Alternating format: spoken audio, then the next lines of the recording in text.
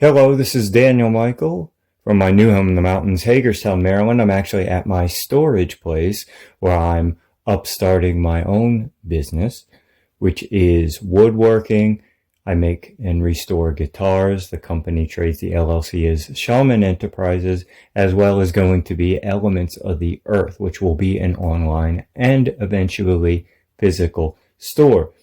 For those who do not know me, I'm the founder, co-creator of the Main Street Universe Radio Network, as well as the Warrior Seed Project, which will be a digital, physical, and audio book. And we will get right to it.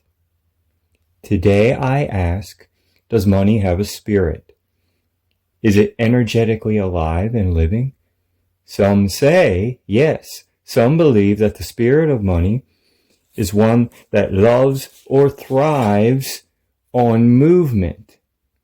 The opposite of this view on money is the person who approaches it fearfully, or even hoards it, or even buries it, as people did during the Great Depression.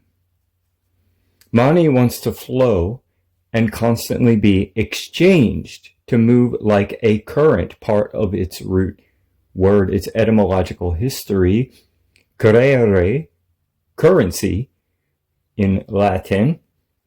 It wants to flow like that electrical current for which we are the conduits. Okay, and we will get right to it. CDFIs, Community Development Financial Institutions. Yes, investing in overlooked opportunities, meaning overlooked by traditional banks for whatever reasons. This is, folks, a real opportunity, and I want us to focus a little bit on this model. That's why I started with it, and I thought it might be one that maybe people weren't as educated on. Sources include financial institutions, corporations, philanthropy, foundations, and yes, the government. Money is recycled back to other community loans, so it refeeds the ecosystem. Now, the things to get clear is one, clarity of purpose, having a good mission statement, having your tax records and returns all in the clear, business statements. Now get this. For a lot of these organizations, a 600 credit score or above could be necessary, but some of them, if they believe in your statement enough, don't require the credit score. And they are 100% guaranteed by the U.S. government, as are bonds. Now, here's a location for you to find such organizations. Opportunity Finance Network. Opportunity Finance Network, OFN. It is a locator online to find such organizations. So I've given you a locator. I'll discuss one local. Community Foundation of Washington County. Now, that's a localized one who I am going to contact them, yes. This can also link up to things involving a nonprofit, a church, or a charity. To be a nonprofit, a church, or a charity group, of which I am starting one, an artistic nonprofit of the same name, Shaman, the Society for Humane Artistic Merges and Networks. You see, by giving to others, we give to ourselves. You link other things to it instead of just saying, oh, this is a, quote, pagan, Wiccan thing, perhaps linking to issues of nature, linking to issues of art, or some other community thing that we think requires attention. So I'm reverse engineering what works for others. There's another aspect I'll get into, and that is micro loans. Micro loans, funding loans. Now, for women specifically, and a lot of pagans and Wiccans are women, there is an organization called Kiva, Kiva,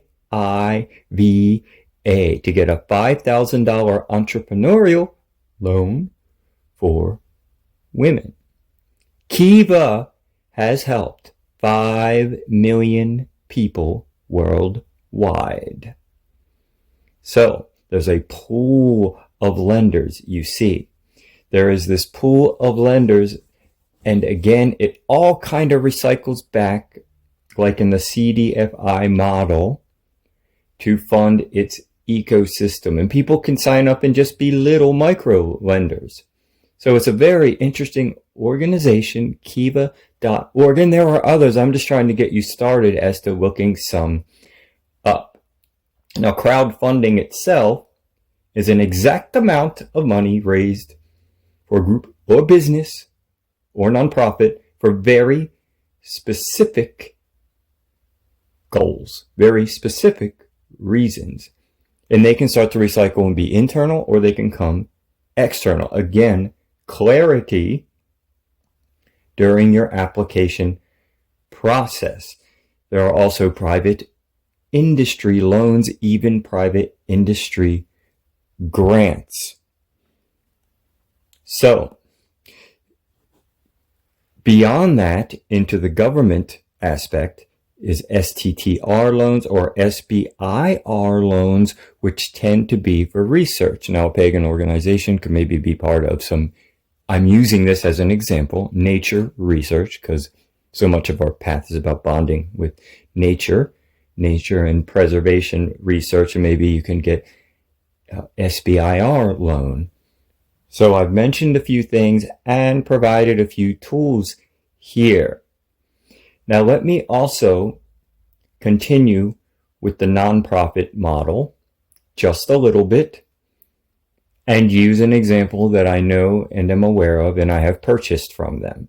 There is a store in Westminster, Maryland. By the way, a very holy roller town, a very fundamentalist town in Maryland, a bit rural, and it's called The Bridge. And they operate not as the New Age shop, though yes, they do, but not just as a business. They are a nonprofit organization, and they have a large and beautiful store right in the mall in Westminster, Maryland. We are so very used to, as pagans and Wiccans, the New Age shop model for getting money, psychic fair models, pagan festivals, and by the way, not a thing wrong with any of that.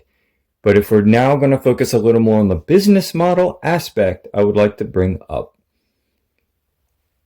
this could apply to nonprofits too. This also requires a lot of trust. In Japan and some other countries, and yes, in the US, and even some big corporate companies are now starting to promote collective savings account. There is a psychology involved of accountability, meaning you just pick a small group of people and you all invest together and you save together. So micro saving, micro investing. This is also done in India and other places. Again, back to this micro loan, micro investing, and now micro savings. It is said that people, a statistic I had read, that get a small group of people together and save together are something like 75% more likely to get their goals. To get to their goals. There's something about that accountability. You have to be accountable to other. Now, on a personal note, I mentioned Japan. In Japan, they have what's called Kokebo. And that is the physical writing down. Yes, digital tools are great. Use them. But Kokebo is the physical writing down of your budget on paper. Now, here's the thing. It activates or stimulates or engages part of your autonomic nervous system, your brain, your body, your nervous system. There's something about the physical act of writing it that makes things more effective. I do it with goals. I do it with whatever you may even think of, spiritual things, manifestations, etc.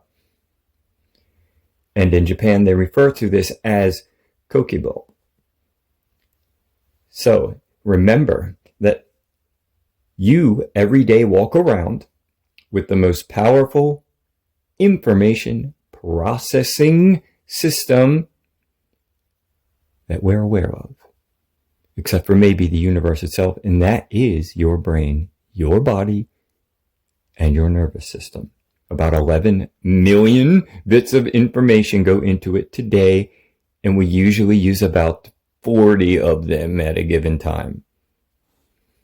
So there's also, we can go into, again, donation models, getting angel investors into a business venture or even into a nonprofit venture. But then, what we can sometimes have is an unbalance of power dynamic. And you all know that. And if you're pagan or Wiccan, you've probably been there at some point if you've engaged in a project and had an angel investor. I have actually witnessed this a couple of times just locally in Maryland. So, what are your aspirations? Solopreneur, small business, charitable organization, or church spiritual organization? Do you have growth expectations of 40% or more? These are important questions to ask. And on another front, I will say, as far as for business, and I mentioned angel investors, there's something that's a little different than that, and it exists in groups, meaning a private equity firm. These are tools that wealthy big players use. You can kind of do it smaller, you can find local ones. You make partnerships. This is if you're good at partnerships and good at selling clarity of vision. These companies, or groups, these private equity firms will use their own money instead of money derived from stocks, etc. So there's Carlyle, there's Severest, there's a few of them out there. Now, a common person probably won't be able to access these larger groups, so find local ones. So they buy companies. So if your company is struggling, or if you just want it to grow, again, we're back to the 40% growth rate. Is that your projection? See if you can get a private equity firm to back you up. And guess what? You can even be paid by these firms to source other companies to them. That could lead to a lot of interesting, back to the ecosystem thing again. So make calls and go knock on some doors. And I completely understand, by the way, that many in the pagan Wiccan community, when they felt the calling to this path in whatever way, that it was something beyond or separate from the materialistic concerns of the world, separate from the numbers gain and materialism or the financial aspects of life. And I do understand this, trust me. However, let me make 2 points. Number one, numbers themselves are spiritual. As Pythagoras had said, a mix, a balance of math and spirituality. Point number 2, this physical, material world is part of where we exist. And the physical realm is truly an elemental aspect of the alchemical journey, if the elements are, and in some tradition there's others, but if they are air, fire, water, and earth. Even when I mentioned the Japanese kakeibo, physically writing down on paper, some people might say, well, I don't want to waste paper.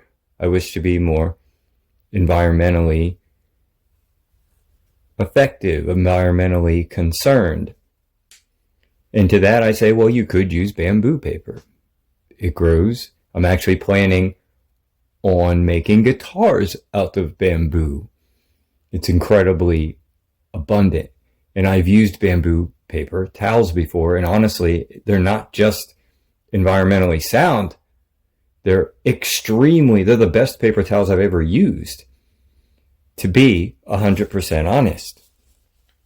So, again, back to my point, that this physical realm, the numbers realm, the financial realm, is part of our alchemical journey here on Earth. Whether you think money is air, as some of the chaos magicians say, or that it's earthy. Either way, we're meant to be effective here. It's the testing ground of our journey. As we are gathered here at this event, physically or at a distance, we understand that as the tide rises, we all rise. And same is the reverse. Humans seek what they already have, as we are all connected. As the rivers meet the sea, we can work together to build a purposeful, effective, and compassionate future together. I'm Daniel Michael. Thank you all, and have a great day or evening.